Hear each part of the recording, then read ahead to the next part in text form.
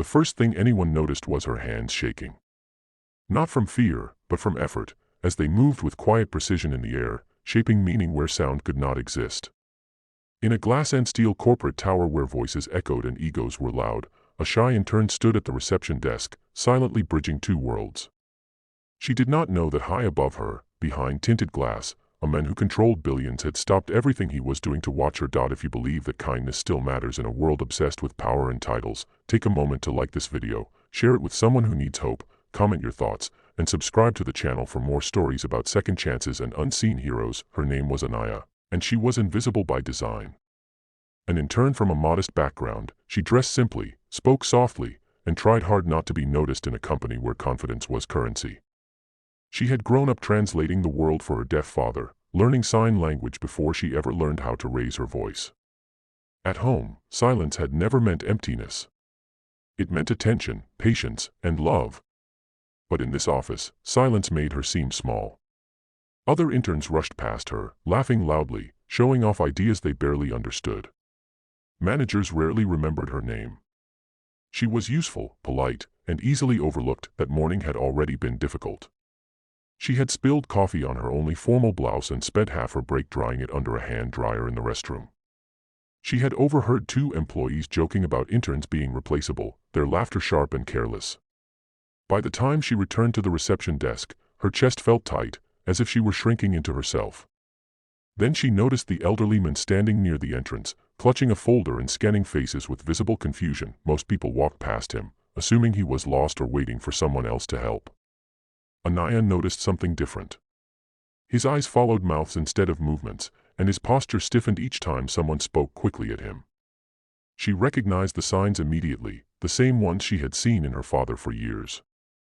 Without thinking, she stepped forward. She raised her hands gently and began to sign. The man's face changed instantly. Tension drained from his shoulders, replaced by relief so pure it almost hurt to witness. He responded slowly, his hands a little rusty but grateful, explaining that he had an appointment but could not understand the rapid instructions being thrown at him. Anaya nodded, smiled, and guided him through the process, explaining where to sit, who would come, and how long it might take. Around them, the lobby continued its noisy rhythm, unaware that something rare and human was unfolding in complete silence. What Anaya did not see was the CEO standing on the mezzanine floor above, frozen mid-step. He had been on his way to an emergency meeting, irritation already simmering, when he noticed the unusual stillness below. From that height, he could not hear a word, but he saw everything. The intern's hands moved with grace and confidence. The visitor's eyes shone with gratitude. In a building driven by speed and sound, a moment of deep connection was taking place without either. The CEO felt something stir that he had not felt in years. His younger sister had been deaf. As children, he had promised to always protect her, but life, ambition, and success had pulled him away before he could keep that promise. She had passed away years ago, and with her went a part of him he rarely allowed himself to remember. Watching Anaya now felt like reopening a door he had sealed shut. Anaya returned to her desk once the visitor was settled, her heart lighter despite her nerves. She did not expect praise. She did not expect anyone to notice. That was the story of her life. But later that day, an email circulated asking all staff to attend an unscheduled gathering in the main hall. Anxiety rippled through the interns. Anaya stood at the back, hands folded, hoping not to be called on. The CEO spoke about values, about what kind of company they wanted to be, about how innovation meant nothing without humanity. Then his gaze found her. He spoke about a moment he had witnessed that morning, a reminder that true leadership often comes from those with no title at all. He invited the intern who had helped a deaf visitor to step forward. Her legs felt weak as she moved. Hundreds of eyes followed her, seeing her for the first time. The CEO acknowledged her skill, her empathy, and the quiet courage it takes to act when no one is watching. He announced that the company would be launching an accessibility initiative, with Anaya as a paid consultant, not as an intern, but as an expert. The room erupted, but Anaya barely heard it. She thought of her father, of all the times he had been ignored, dismissed, or misunderstood. She thought of how small she had felt that morning.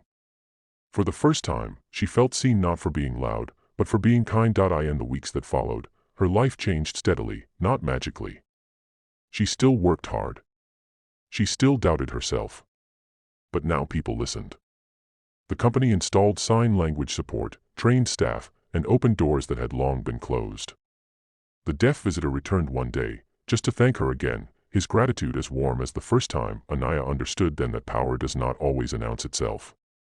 Sometimes it moves quietly, through trembling hands and brave hearts, changing lives without making a sound. Before this story ends, take a moment to comment one word that describes how it made you feel. Your words matter more than you think. If this story touched your heart, if it reminded you that small acts of kindness can echo all the way to the top, please like this video, share it with someone who needs hope, and leave a heartfelt comment below. Your engagement helps stories like this reach others who are quietly waiting to be seen.